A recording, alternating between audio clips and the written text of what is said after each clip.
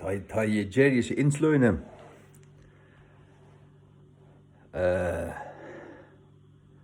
Så er det faktisk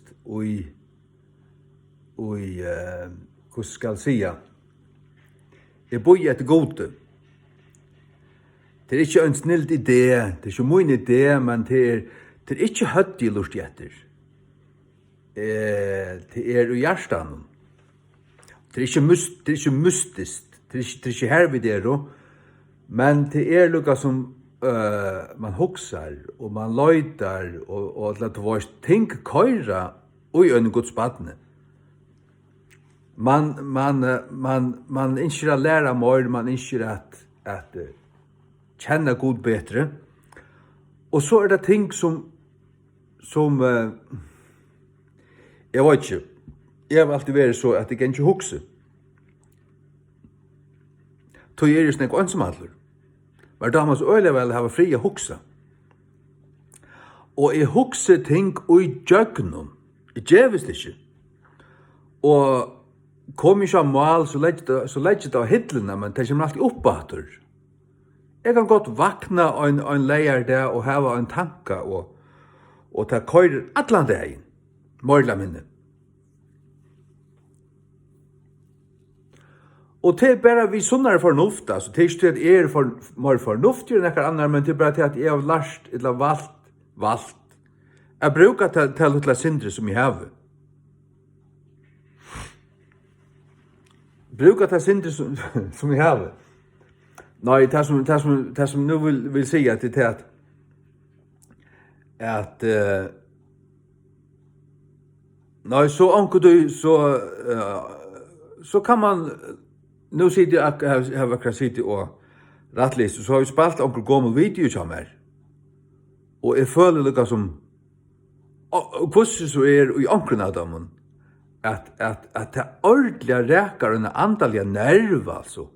Og det er akkurat hatt år jeg vil bruke til å løse det, at jeg kan ikke huske, og ta jeg så føle og i munnen anda og hjärsta, at her er nekka virkelitt så må jeg tåsa. Hatt øyla viktig at her, men jeg trykker til til anden som djever meg til kjenslene. Jeg var ikke bedre.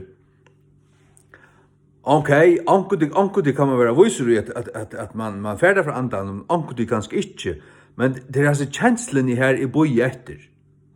Det er ikke til nå er han alltid fra gjerne innsle. Nei, altså det kan godt ganga en vika og jeg ikke gjør det. Men så knappelig så mener køyre til arbeids, mener køyre under underkjørt hundelen til strendur, så øyelig ofte han mener køyre her, 20 minutter Arne kom til arbeids, så knappelig så kommer akkurat. Og Arne er ferdig til arbeids, så må jeg lykke at gjøre et innslag. Og i bilen. Etla bare knappelig han, det var her i køkken, eller hver som helst. Og det er til løyv, det er ikke løyv, ta er det nekka som du merker og i andan, det er et eller annet som mætar og mettar. Det er sannløgjen. Det er Guds røyge, det er Guds års djup og sannløykar som vera velter, hukter på, skåeier. Og nu mener jeg sitte her, så kom nekka til mun.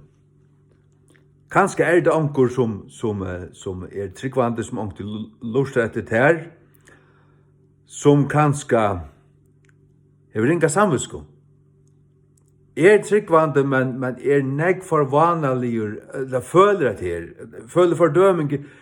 Jeg har ikke jeg var ikke nære bæsust, jeg leser omgang til Bibelen, men Jesus har ikke sleppt mer, jeg slipper ikke honom, jeg er nok ikke han, jeg trygg ved hans fullgjørt av versk, men jeg er ikke stersker, og jeg føler bare fordøming til at jeg er ikke han som jeg øya vera.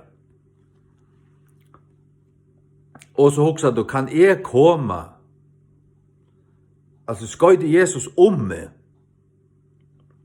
Sagt du. Det er dette her. Jesus skøyder alt høy om til. Alt høy. Hvis du vil komme til hans herre, så køyrer han det ikke fra seg. Og han ber det komme, og han sier om du er fattelen, og han sier om du er fattelen djupt, og han sier kvært som er hent. Du kan ha gjort omkring rævlige synd øysene, som du engrar. Og du ringer samvinsku, du tror å komme til Jesus. Og du husker, kan jeg komme? Jeg har bare til å si, vet du, fær til Jesus. Og nu åpner jeg Bibelen her, og nu åpner den av røttens sted. Som ikke øyne for. Johannes 6, 33. Alt som fægeren djevor mer skal komme til moin, og han som kommer til moin vil jeg av ongan vis kasta ut. Han kastar det ikke ut. Han tøyde det ikke av dyr. Kjem du til hans herre, benka du på, og du kommer til hans herre, han kastar det ikke ut. Han støyde det ikke fra seg. Du er velkommen til hans herre. Alt som fægeren djevor mer skal komme til moin, og han som kommer til moin vil jeg av ongan vis kasta ut. Like merkes. Av ongan vis. He that cometh to me will I in no wise cast out. Hatt er det som King James sier, og føreska King James legger seg så nære på et ende som iverhøver gjørligt. Sagt du, vi kunne komme til Jesus, og vi er kristen, tog at vi er veik i okken sjálvun, vi kunne ikke frelse okken sjálv, tog sendte god okken sin son av være okkara frelsare, det tog vi klarer ikke frelse okken sjálv, vi kunne ikke røynse okken, vi kunne ikke lite okken opp, vi hadde halu okken sjálv, og røynse okken og bjerg okken sjálvun, vi hadde bruk for Jesus. Og i sin heimen er det sånn, jeg vet, han ikke var gjerra, vi var opptidgen, og til ting som kunne forståre okken og hala okken, og vi kunne komme på avstand fra Jesus. Men er det hent, og du vil komme til hans herre, så fær til hans herre. Bøyg tunne knø til øyla godt. Det gjør jeg kvann morgen i hjørnen her. Jeg har jo en løpare som bøyg mine knø og sørste natt, så var det hundrene hever lagt for kvalpar og rævlet ljau, og jeg svev nastan ikke sørste natt. Jeg var så trøyt morgen, orska jeg ikke opp klokkan 6 som jeg alltid gjør. Jeg får opp klokkan 8, og atle jeg bare lukka bia stått og leipa sted.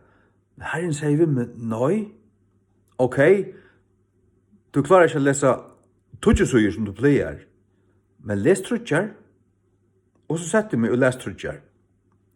Og så kom jeg hjem fra arbeid, jeg fikk meg en slank, og så les jeg 4 træt, 5 træt, og da var jeg til 8. Ikke gale. Og nå har vi gjort her rett en gang her. Men Herren, det var noe som jeg kjente i hjertet. Nei, jeg har altså valgt Jesus nummer 8. Og han sa, om alle heimene blir svekker, stender høyden og spiller grepen i gødsante, jeg legger ikke 8 petti ut av. Jesus nummer 8, og hva tjenest han gjør meg, hvordan vøyker etla venter. Om nek fylgja meg etla ånden, jeg vøyk for Bibel igjen, og han skal ut av føreskånd, Arne Dodge. Og ja, men jeg kjenner til dette her, at det har vært vøyker, og Herren Halheim, han sette mina fötter av kletten, men så menar var vajkur här, alltså han leie en ötta ner i mitt hjärsta. Jeg må teka det alvorligt. Jeg må fylgja, og jeg må akta, og jeg må bya, og jeg må lesa. Og det er ikke bare vi kvørst, det skal gjerast kvantan øynast av det.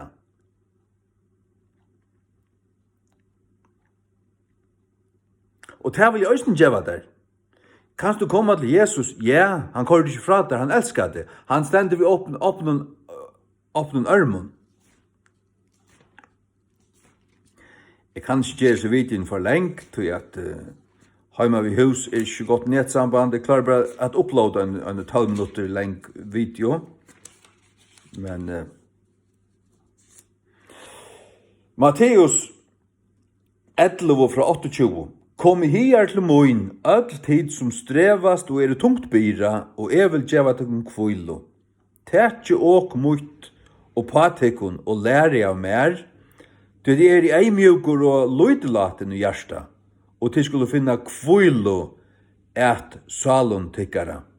Det åk mot nevnt, og byremoin løtt. Herren sikten til, ferdig til Jesus, by kvann det, les kvann det, og fylg Jesus.